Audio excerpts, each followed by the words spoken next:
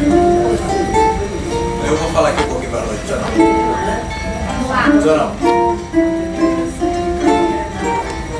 Bom, boa tarde, pessoal. Muito obrigado pela presença de todos, muito obrigado à Biblioteca Nacional, muito obrigado à Música no Museu por essa oportunidade de estar aqui apresentando um pouquinho do nosso trabalho. Pois bem, meu nome é Renato Rabi, para quem não me conhece, e esse aqui é o ukulele, respondendo a sua pergunta. Também conhecido como ukulele ou ukulele, são todos nomes corretos. E ele é primo do nosso cavaquinho. Ele é um primo longínquo do nosso cavaquinho, é um instrumento havaiano. Né? E eu vim aqui tocar para vocês músicas judaicas no ukulele. Bom, eu preparei essa apresentação antes dessas guerras todas que estão aí. E eu queria trazer só uma palavra antes de começar, que é o seguinte: quem deu a solução para todos esses conflitos foi o nosso grande poeta Ferreira Goulart. Ferreira Goulart estava numa mesa discutindo a questão palestina, e o israelense falou as razões dele, o palestino falou as razões dele. Ferreira Goulart ouviu o outro e virou e falou assim: olha, quando eu estou brigando com a minha mulher, eu digo o seguinte, eu não quero ter razão, eu quero ser feliz. Então foi assim que Ferreira Goulart resolveu o problema, com a esposa dele e também os grandes problemas mundiais. Então é aqui que eu venho trazer um pouquinho de uma palavra de paz, uma palavra de felicidade, e que a gente possa aqui curtir um pouquinho, ouvir um pouquinho da música judaica. E não por isso, eu vou começar com uma música chamada Oseh Shalom, que significa Faça Paz. Aqui no Brasil ela foi gravada por Leonardo Gonçalves. Vamos lá.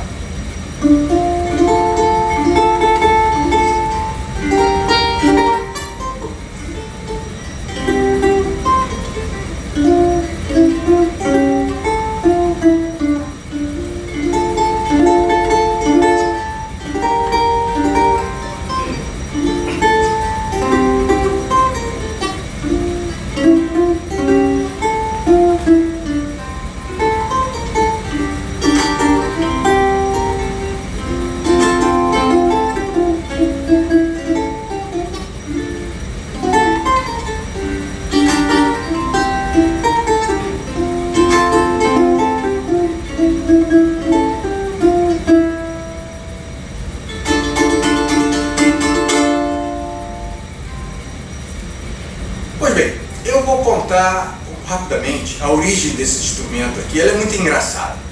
Os portugueses, eles no século XIX, eles levavam nas navegações pequenos instrumentos de corda, que eram as chamadas machetes, ou cavaquinho português, ou se ele era feito na cidade de Braga, eram as chamadas braguinhas, ou se era feito na Ilha da Madeira, e era o que cabia no navio, era um instrumentozinho português bem pequeno. E um desses navios, certa vez, chegou lá no Havaí. Quando eles chegaram lá, eles ficaram assim muito felizes. Eles chegaram, desceram na ilha e começaram a pular, cantar, dançar, e pulavam, cantavam e dançavam. Os havaianos, eles vendo aquelas pessoas ali pulando, cantando, dançando, eles olharam e falaram assim: ukulele, que na língua havaiana significa pulga saltitante. Pulga saltitante também é uma referência à afinação, porque ele tem que andar muito pelo braço, diferente de outros instrumentos de corda. Daí o nome do instrumento. Pois bem, esse instrumento ele também chegou aqui no Brasil. E aqui no Brasil ele evoluiu, ele se transformou no nosso cavaquinho, o cavaquinho brasileiro. Por isso que a gente diz que o ukulele é primo do nosso cavaquinho, do cavaquinho brasileiro. Agora, se você quiser, vamos lá, qual a diferença? Muito boa a sua pergunta. E se você quiser, já vou falar, se você quiser implicar o ukulelista, você quer encher a paciência dele, você chama o ukulele dele de cavaquinho, que ele fica chateado, ele fica pra morrer. Não é isso, Jorge? Todo ukulelista fica chateado quando chama o ukulele dele de cavaquinho. O ukulele é muito diferente do cavaquinho. Tá? As cordas são de nylon, tem uma série de diferenças. Mas a principal diferença, por exemplo, o cavaquinho ele é um só. Já o ukulele é uma família. Este aqui é o ukulele tenor.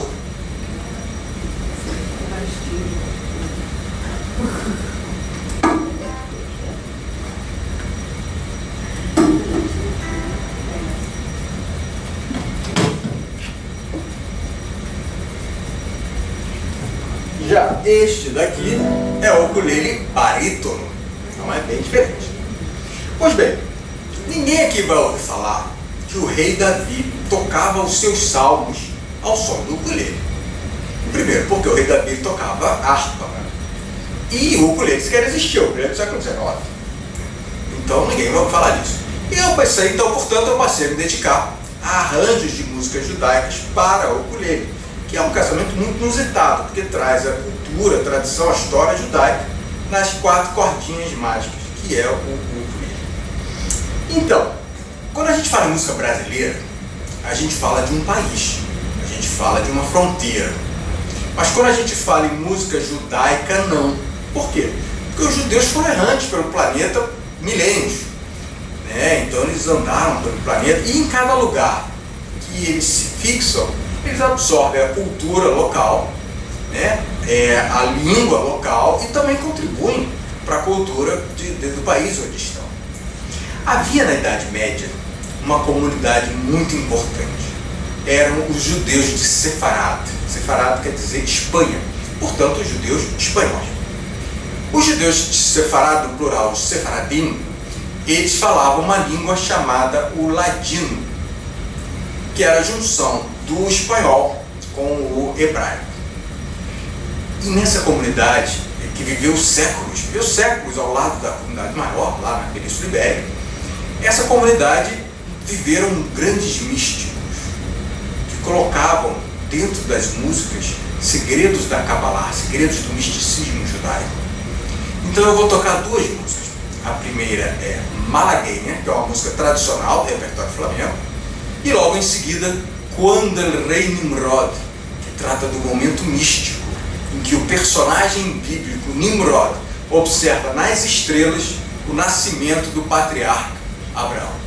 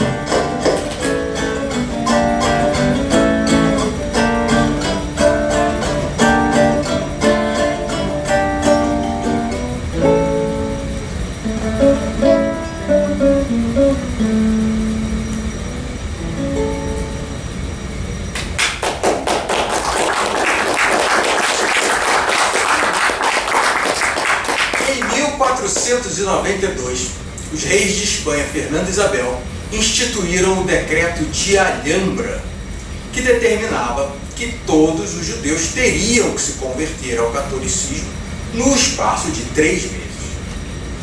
Muitos fugiram, muitos foram para Marrocos, muitos foram para Portugal, que depois logo em seguida também expulsou, muitos foram para a Holanda, né? Mas muitos acabaram se convertendo ao catolicismo, mas começaram a professar o judaísmo de forma secreta.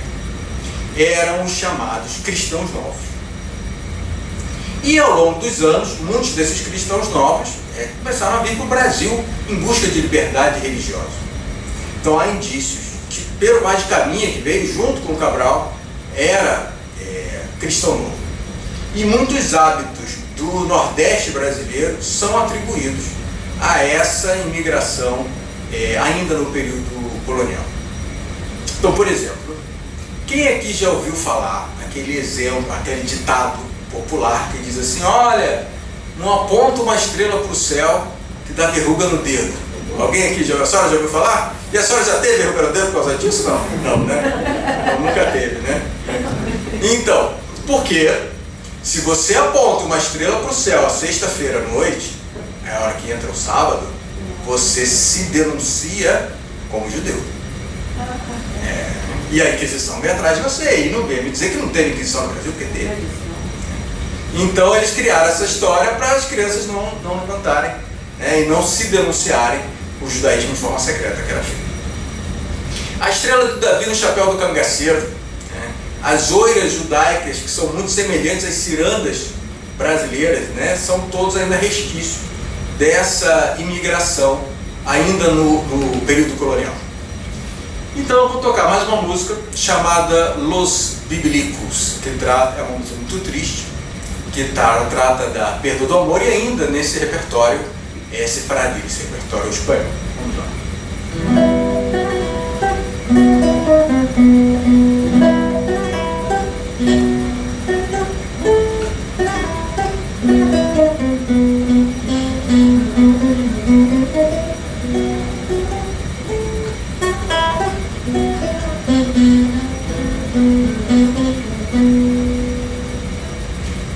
Os bíblicos cantam com suspiros del amor, me chama e ventura, estão em tu poder, me chama e ventura, estão em tu poder, la rosa enflorece en mes de maio, me chama se escurece, sofrendo del amor, me chama se escurece, sofrendo del amor.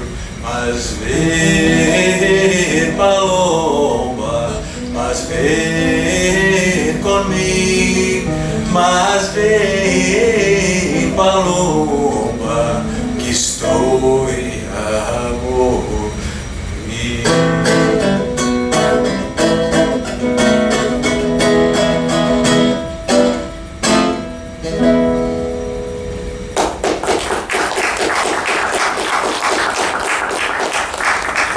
Vamos sair da Espanha e vamos para a Europa Oriental. Hoje Alemanha Oriental, Polônia, Ucrânia e parte da Rússia.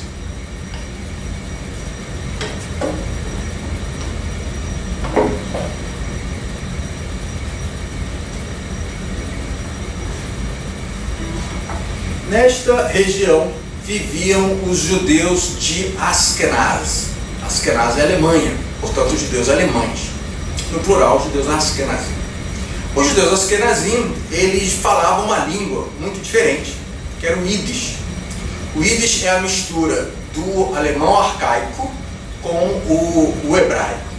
Há dúvidas se o Yiddish é a discussão, né? Se o Yiddish é uma língua ou se ele é um idioma, um dialeto do alemão. É muito parecido com o alemão. Aqueles que querem, né, enaltecer, dizem que é uma língua, que eles querem botar para baixo, dizem que é um dialeto. E no século XIX, início do século XX, houve uma grande imigração dessa comunidade aqui para o Brasil. E os judeus que chegavam aqui no porto do Rio de Janeiro, e foram muitos, eles imediatamente se fixavam num bairro aqui que existia, o chamado bairro da Praça 11, onde nessa época houve um bairro judaico, como tem em Nova York, como tem em Buenos Aires, como tem em outros lugares, Curitiba também tem, e houve aqui no Rio de Janeiro também um bairro judaico. E nessa época, no bairro da Praça 11, negros, judeus, outros imigrantes, árabes, conviveram de uma forma tranquila, né, muito bem. E, inclusive, nessa época, os judeus eles presenciaram o nascimento do samba. Os judeus estavam lá junto com o nascimento do samba. Depois disso, com a construção da Avenida Presidente Vargas aqui, o bairro da Praça 11 ele foi totalmente demolido. Hoje tem alguns resquícios do bairro da Praça 11, como a Pedra do Sal, tem, né, a estátua de Zumbi de Palmares está lá, mas do bairro judaico pouco sobrou. Pois bem, nos anos 40, não aqui no Brasil, mas lá na Europa, essa comunidade dos judeus foi totalmente exterminada pelo Holocausto, que foi o grande extermínio de judeus feitos na Segunda Guerra Mundial pelos alemães. E o Yiddish, infelizmente, ele deixou de ser uma língua falada. Hoje, pouquíssimas comunidades no planeta falam Yiddish. Mas, nem tudo está perdido. O Yiddish está renascendo num lugar assim, muito diferente, muito estranho, que é o canal de séries Netflix. Hoje existem várias séries de Netflix faladas em Yiddish, que é uma coisa muito curiosa, assim, pelo Yiddish. Tem Stiesel, Os Diamantes, Unortodoxo, são várias séries do canal que falam Yiddish.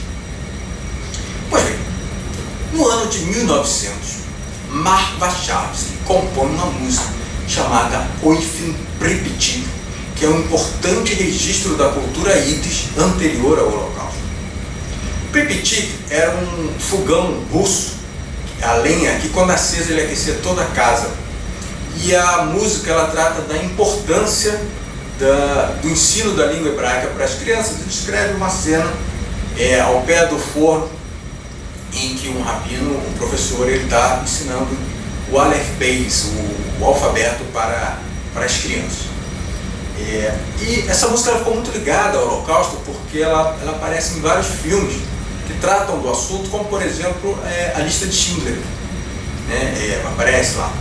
E ao final da letra, ela fala assim: crianças, quando vocês crescerem, vocês entenderão quantas lágrimas e sofrimento existem nessas letras.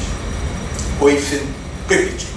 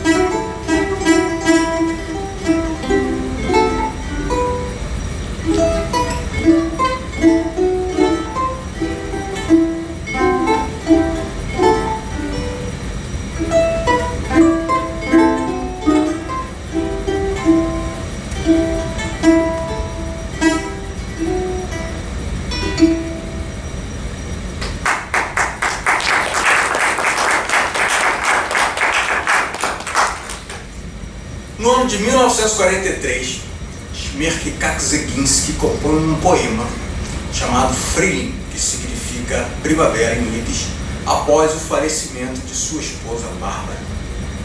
E Abraham Bruno transforma esse poema num belíssimo tango, que foi muito cantado nos guetos que são os bairros de confinamento obrigatório na Europa dos judeus, e também os campos de concentração. Abraham Bruno morre no campo e Smekhi Kakseginski consegue fugir e se junta a um grupo de resistência chamado Os Partisans. Após a primeira execução pública de Friley, perguntaram ao poeta como que num momento de tanta tristeza ele conseguiu compor algo tão belo. E o poeta respondeu: nós fazemos canções e as cantamos, pois as canções unem nossas almas, elevam nossos sentimentos e sustentam os nossos músculos. Friley.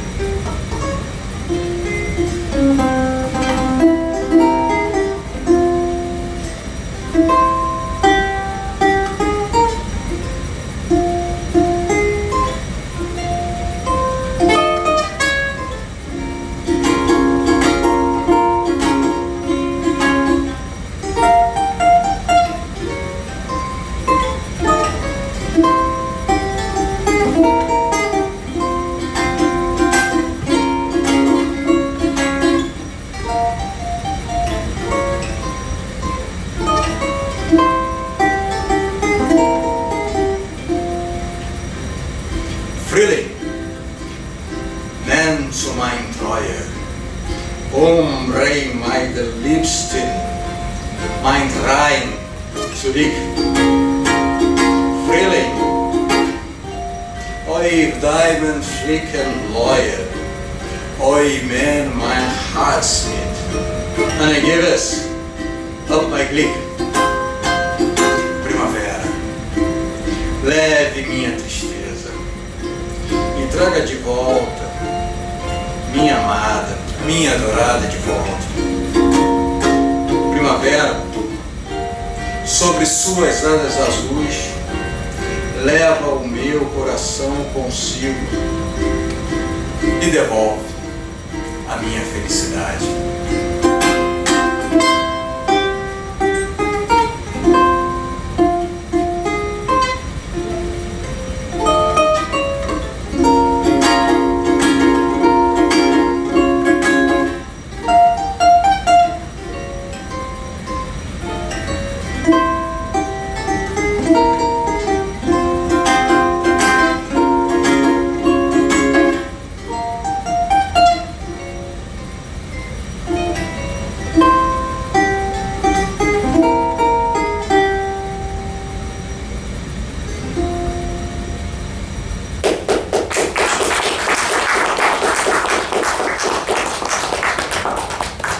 Uma das músicas mais importantes do repertório Yiddish é, sem dúvida alguma, Mein Yiddish Mama. Inclusive, minha mãe aqui presente, ela sempre fica muito envergonhada quando eu faço isso.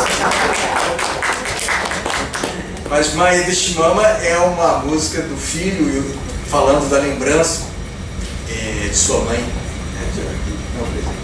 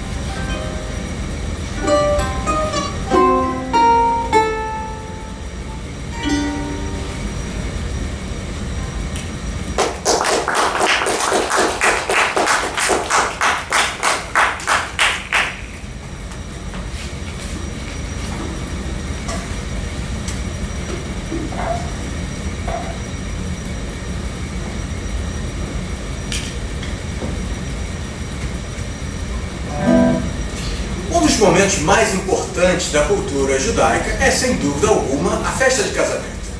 Que é um momento assim, de muita alegria, muita festa, muita dança, que pega o noivo, sobe, desce na cadeira, os noivos, né, dançam, muita dança.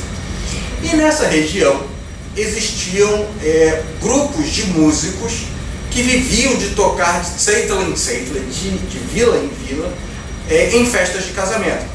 E eles se auto-intitulavam os klezmerim, que tocavam uma música chamada a música klezmer, que seria meio que a fanfarra judaica, né? Não eram músicos assim de grande virtuosidade, eram músicos mais meio que amadores, mas que tocavam e animavam todas as festas de casamento, e essa música klezmer ficou muito importante.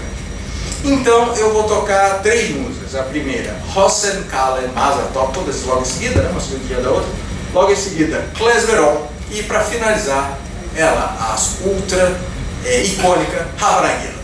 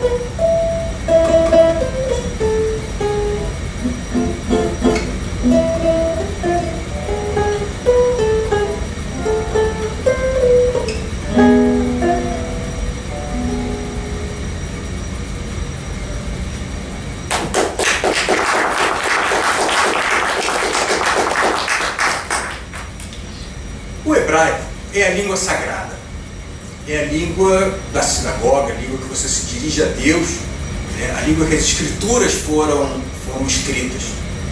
Mas o Yiddish não. O Yiddish, ele era a língua do dia a dia, é a língua falada. Então o Yiddish é onde você vai encontrar as piadas, é onde você vai encontrar os ditados populares. Então, por exemplo, Toire is the best Toire. A mercadoria é a melhor, o conhecimento é a melhor mercadoria. É no Yiddish que você vai encontrar os cumprimentos, Shalom Aleichem, seja bem-vindo, Aleichem Shalom, que a paz esteja conosco. É no Yiddish que você vai encontrar os lamentos, quer dizer, a cultura Yiddish, que é uma cultura muito marcada do judeu do Tzeitel, do judeu da vila polonesa, aquele cara que perseguido por várias e várias gerações, né? E que desenvolveu uma autodefesa, um humor muito ácido, desenvolveu uma humildade e ao mesmo tempo uma sabedoria muito grande, né? Então era no Yiddish que ele tinha aqueles lamentos, aquele oi, lá foi, ai caramba, oi, Vismir, né? Uma coisa sofrida, né? Do Yiddish, né? Enfim. E no Yiddish também que tinham os palavrões, né? Aqueles palavrões herdados do alemão, cheios de consoantes, então aqueles palavrões do Yiddish eram sonoros, né? Falavam palavrão Yiddish, é uma coisa, né? Muito dramática, né? Como por exemplo, mas o manual não deixa falar palavrão aqui, então a gente não pode falar. Tem criança aqui. Tem criança aqui, não pode falar. Vamos lá, as valsas elas têm um papel central dentro do repertório Yiddish. Eu vou tocar duas valsas. A primeira, Tumbalalaika, que trata do momento em que um jovem aborda sua amada ao som do instrumento russo balalaika. E logo em seguida, Vunet Benabissa Lemazara, que trata das desventuras da vida, da falta de sorte, mas de um jeito bem engraçado. Eu vou falar primeiro em português, depois a gente toca em Yiddish, para a gente prestar bastante atenção ao texto. Vamos lá. Um rapaz estava quieto e pensativo. Como que ele iria abordar a sua amada, mas sem passar vergonha? Steht a Bocher stehen und tracht a ganze Nacht. Wemmen zu nehmen und nicht verschämen, wemmen zu nehmen und nicht verschämen. Tumbala, tumbala, tumbala, laiga, tumbala, tumbala, tumbala, laiga, tumbala, laiga, spiel, balalaika, Freilach soll sein. Freilach soll sein, sejamos felizes. Então ele chegou perto da menina e falou assim: garoto, posso perguntar?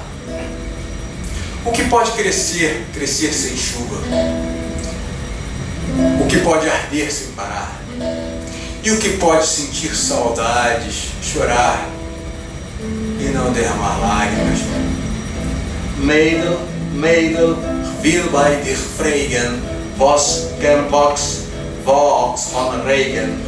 Was kann Bremen und nicht euch fern? Was kann Bacon, Weinen und Tränen? Tumbala, tumbala, tumbala, laiga, tumbala, tumbala, tumbala, laiga, tumbala, laiga, spiel, balalaika, Freilach soll sein. A menina, ouvindo aquelas perguntas, ela parou, pensou e respondeu: garoto bobo, para que perguntar? Uma pedra, ela pode crescer sem chuva. O amor pode arder sem parar. Mas o que pode sentir saudade, chorar e não derramar lágrimas? O coração. Narischer Bocher wus davon fragen, as denken Wachs von Regen. Liebe kann Bremen und nicht euch fern, Hass kann Bacon, Weinen und Tränen. Tumbala, tumbala, tumbala, laiga, tumbala, tumbala, tumbala, laiga, tumbala, laiga, spiel, balalaika, Freilach soll sein. Spiel balalaika, toca balalaika. Qual homem que não quer a bissa lemazala? Um pouquinho de sorte. Qual homem que não quer a bissa leglick? Um pouquinho de felicidade. Unet mena bissa lemazal, unet mena bissa leglick. Es Rieder soll sie überdrehen und bringen das Masel zurück. Die Welt ist beschaffen für jeden Mai. Oi, vunet ben a bissale, choć nora bissale, mazala bissale gli. Oi, vunet ben a bissale, choć nora bissale, mazala bissale gli. Ana, tem aí um pouquinho a bissale mazala? Um pouquinho de felicidade, bravo. Jorge, tem aí a bissale glick? Um pouquinho de alegria. Tumbala, tumbala, tumbala, laiga, tumbala, tumbala, tumbala, laiga, tumbala, laiga, spiel, Balalaika, spiel balalaika, Freilach soll sein.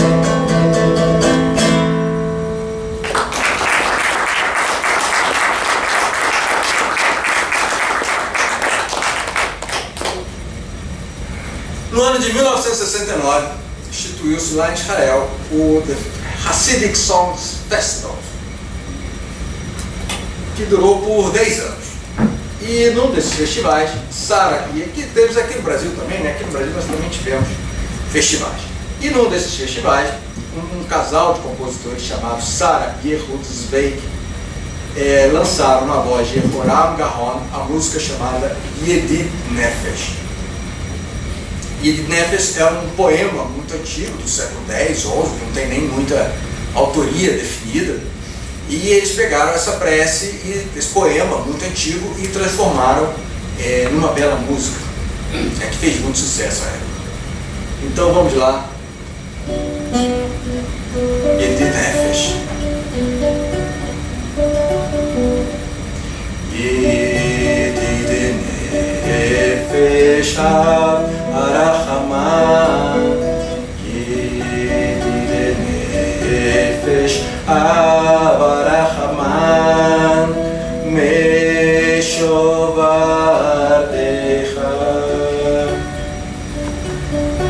El Retzonecha, Meshovardecha Lai Rai Lai Rai Rai El Retzonecha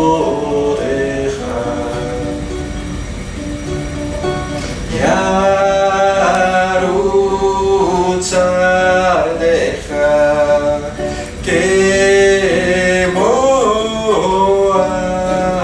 Ayam Ishtachave Rai Rai Rai Lai Rai Rai Rai Rai El Mul Chadarecha.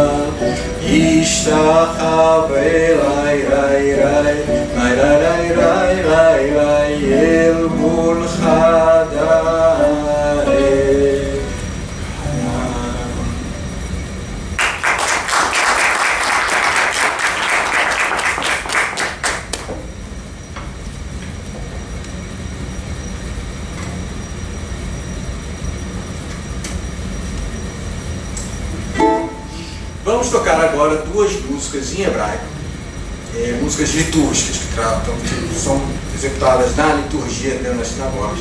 A primeira é chamada Eli Atah e logo em seguida Avinu Malkeinu.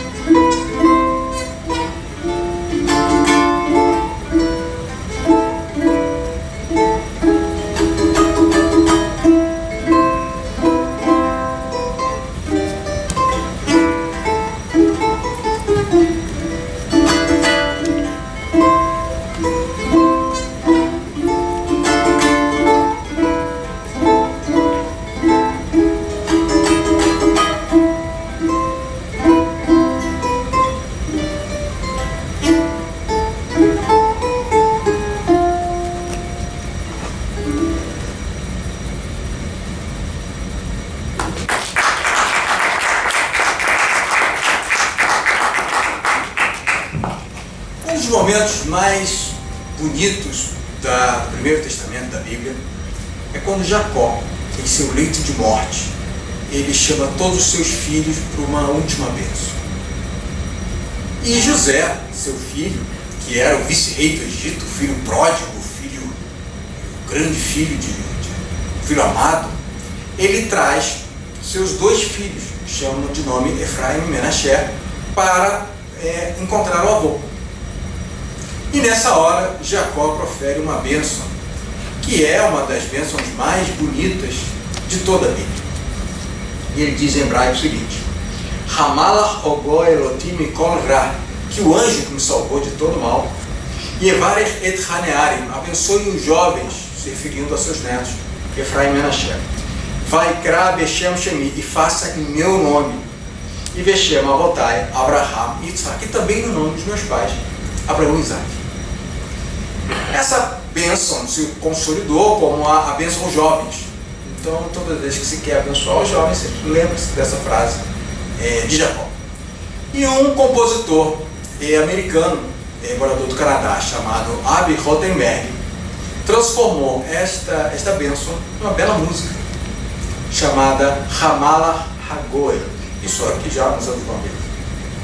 Então vamos lá, Hamalach Hagoel.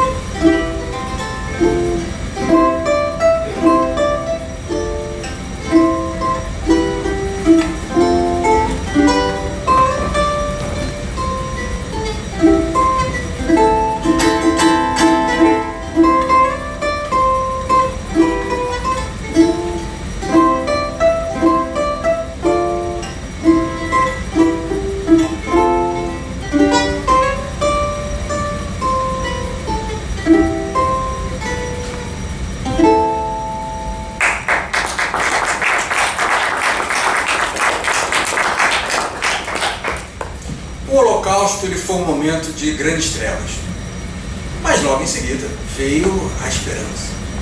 Então eu vou tocar 2 músicas. A primeira, o tema do filme A Lista de Schindler, e logo em seguida Hatikva, que significa esperança.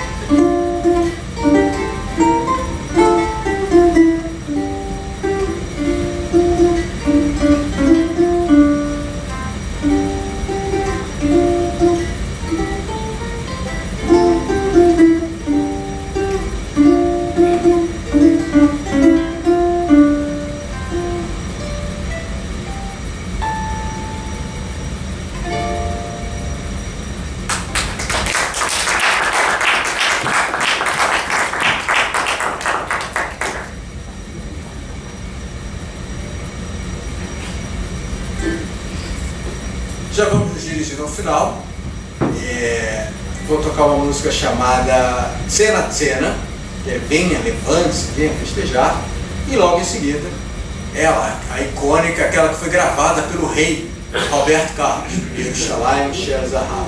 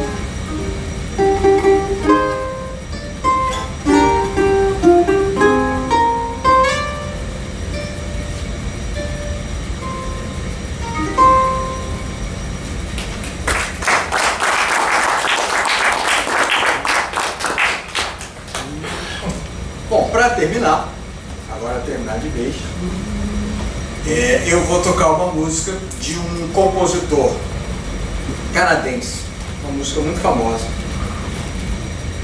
E a curiosidade sobre essa música é o seguinte: ele compôs uma prece moderna, ele quis compor uma prece da modernidade. E aí ele fez a música e levou para sua gravadora lá nos Estados Unidos. E chegando nos Estados Unidos, a gravadora virou e falou assim: olha, aí não, prece moderna, a gente não quer saber disso não. Não vamos gravar não. Aí ele pegou a música, levou para a Europa, e na Europa ele apresentou para sua gravadora na Europa. E aí a gravadora virou e falou assim: ele era um cantor de muito sucesso, e ele falou: tá bom, vamos gravar. Gravou. E para desgraça e desespero da gravadora americana, essa música se transformou numa das músicas mais tocadas de todos os tempos, mais gravadas. E esse nome desse compositor chama-se Leonard Cohen, que era neto de rabinos ortodoxos do Canadá, e essa música chama-se Hallelujah. Agora para encerrar.